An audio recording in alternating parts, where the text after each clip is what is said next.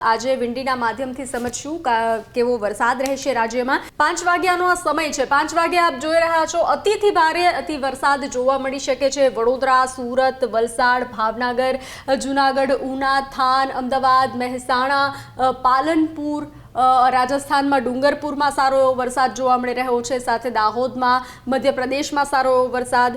તો હાલ વડોદરા આજુબાજુ મેઘરાજા ધડબડાટી બોલાવશે। આ જે સિસ્ટમ છે તેને લઈ મહેસાણા જ છે ત્યાં પણ સારો એવો વરસાદ રહી શકે છે, સાથે ભાવનગરમાં તો સાર્વત્રિક વરસાદ જોવા મળી રહ્યો છે, પરંતુ અતિ ભારે વરસાદ વડોદરા, સુરત, વલસાડ, અમદાવાદ, મહેસાણામાં જોવા મળી શકે છે। હવે આગળના ટાઈમમાં આપણે જોઈએ।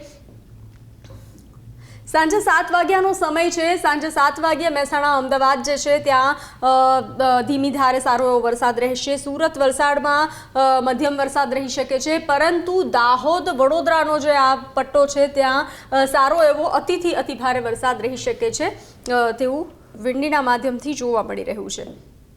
10 વાગ્યાનો આ સમય છે ત્યારે પણ આ જ સ્થિતિ જોવા મળી રહી છે। વડોદરા, દાહોદમાં સારો એવો વરસાદ હશે, મહેસાણા, અમદાવાદમાં છૂટો છવાયો અને સુરત, વલસાડમાં પણ છૂટો છવાયો વરસાદ રહી શકે છે।